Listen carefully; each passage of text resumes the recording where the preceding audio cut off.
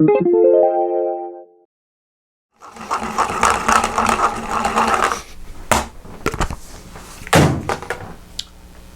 equations of rotational motion at constant acceleration, which I think I performed pretty well there. And let's take a look. The format of these equations will look really familiar. They're totally in your book, and they compare side by side between the angular and the linear quantities, which we're more accustomed to. So here we go. Number one kind of looks like your equation number one from your smileys. Here we go. It's omega equals omega naught plus alpha t. Very, very similar. Equation number two, theta. The angle in radians is equal to the average angular velocity times t, and the average can be found if you have both omega and omega naught, add them together, divide by 2, and multiply by t. There you go. That will give you your angle in radians. The third equation, theta equals theta naught plus omega naught t plus 1/2 at squared. The omega naught actually might be a little more important than d naught. D naught I kind of told you to kind of do away with, because usually our origin will start right at the d naught. But it's more common to maybe start at an angle that is not 0. So because 0 degrees usually has a very specific place when we rotate, usually it's on the x-axis and we rotate from there. So it might be a value we have to keep in mind. So I did put that there. And then we have the fourth equation, which is the one that doesn't have time, just like the one in linear quantities. We got omega squared equals omega naught squared plus 2 alpha theta. Now let's look at how we can bring these quantities back into the world of the linear. All right, so the relationship between linear and angular variables. Okay, we have displacement is equal to theta times the radius. The radius units are in meters. Therefore, we get our final unit of meters for velocity, meters per second, for acceleration, meters per second squared. So it's really simple. Your book does a good job of deriving this kind of more formally, but the idea is that if you want to get linear quantities, all you have to do is multiply the angular quantity by the radius in meters. So theta r is d, omega r is velocity v, alpha r is acceleration.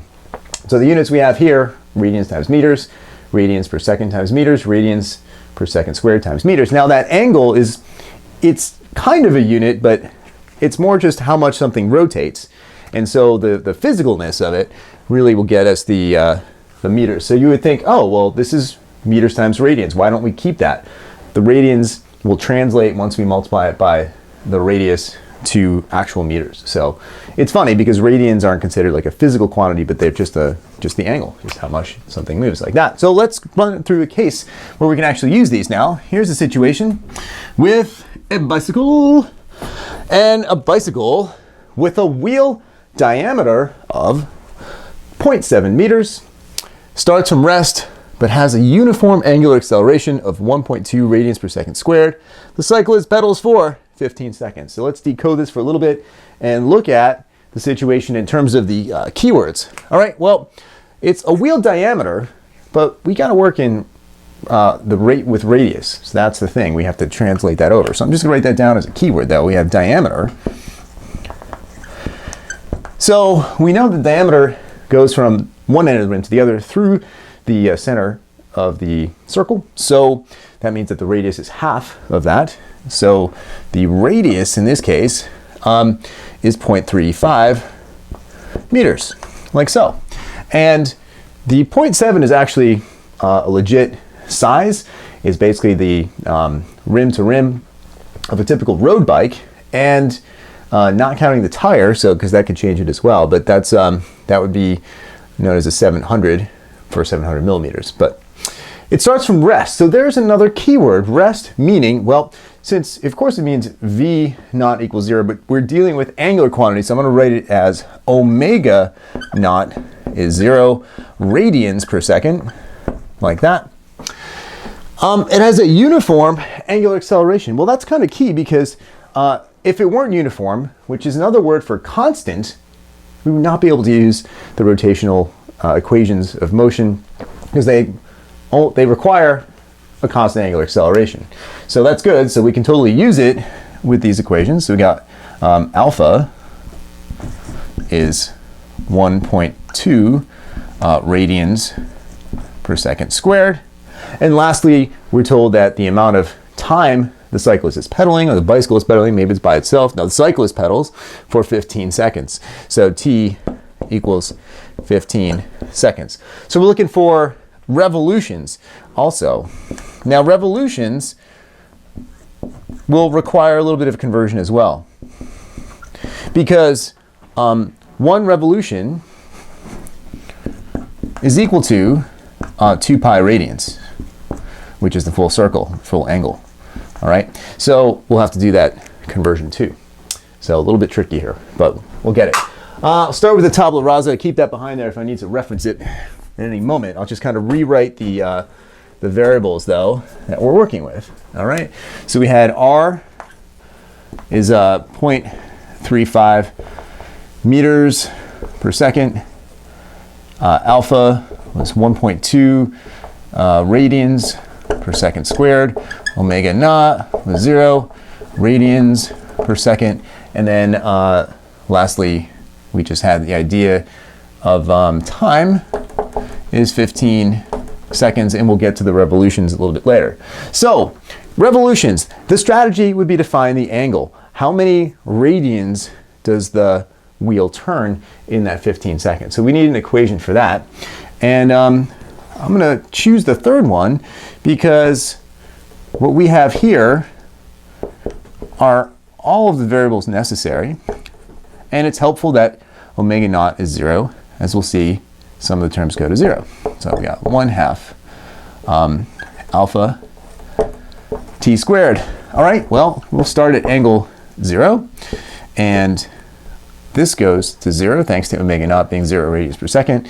So what we have is 1/2 times alpha, which is 1.2 radians per second squared, and time is 15 seconds. All right, squared. Ooh, very important. Almost forgot that one. That would be, I'd realize that it'd be too small though. Probably made a mistake, but nope, got it. Okay, 15 squared times 1.2 times 1/2, and I get 135 radians.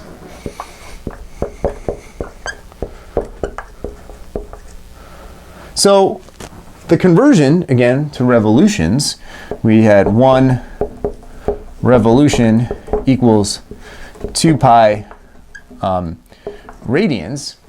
So a little bit of dimensional analysis here. I want to cancel out the radians. So basically, I'm going to divide this by 2 pi. So I divide that by 2 pi to get my revolutions. And let's see what that becomes. Let's see, divided by 2, and I've got a pi button, which is nice. And I want to stress that in order for this to work, I've got to put the 2 pi in parentheses in the denominator, or it will not work. Instead, it will divide by pi and then multiply by 2, or divide by 2 and multiply by pi, and that's not what we want. So let's see if this focuses here without too much reflection. Come on, focus, Betty. Come on, come on. There. So very important that you have the 2 pi in parentheses, because you will invariably otherwise screw it up. 21.5 revolutions. All right, 5 revolutions. So the wheel turns 21.5 times in this problem. Excellent. We want to find the velocity. All right, well, here we go. The velocity is going to be equal to omega times r. All right, so what we need to do is find the value for omega, and the first equation will do that really, really well. So here we go. Let's do that. We've got omega, but I'm going to multiply it times r since that's what we want for v. So omega times r equals omega naught plus alpha t, so that's the first equation, all that times r. So I'm just doing it in one expression like that because this whole thing is velocity. And so what we have over here is omega naught, we know is 0, so that's simple. I won't even write it then. And we've got 1.2 radians per second squared times 15 seconds, like this, okay? And that will be multiplied by r, which is 0.35 meters. And you'll notice that the units work out. The seconds cancels here, leaving us 1 second in the denominator, second squared in seconds. And so we get our meters per second, which is excellent. So let's try that now. 1.2 times 15 times 0.35. And I get 6.3 meters per second. Let me just box that in. Velocity is 6.3 meters per second. Now, we want to know how far this object has traveled. That was the last thing. And I think it would be easier, instead of using velocity, although we probably could do it with velocity, knowing the time and knowing our final velocity here, and our initial velocity, because we started at rest, was 0, we could actually use the linear equations, and that's fine. And maybe what I'll do is show you that it works with both. So let's do that really quickly. We can have the displacement d equals the average of the two velocities. So we've got 0 plus 6.3 meters per second. It's already solved for d, so I don't have to manipulate any of the algebra, which is nice. Divide by 2 times t is 15 seconds. Okay, so what we should get is that the travel would be 6.3 times 15 divided by 2, 47.25 meters. All right, 47.25 meters. Now, before I got the angle in radians, and that angle was 135 radians. So another way to consider this is that d equals omega times r. All right, so that theta times r, it is 135. You know, when it comes to all Greek letters, sometimes they begin sounding the same, but it's that's theta. Radians times r, which is 0.35 meters. This should give us the same result. I should get 47.25, maybe some rounding error, but we'll see. 135 times 0.35. 47.25, no rounding errors. Totally right on. All right, so we were able to get this two ways by using either. It depends on how you're comfortable with this, but you could do it with the linear quantities once you have the information, because we were asked for the d, or you could translate it over using these guys here. If you have omega, if you have theta or whatnot, you could just multiply by the radius. So the good thing is that there's a lot of ways to get the same answer, and they came out perfectly fine.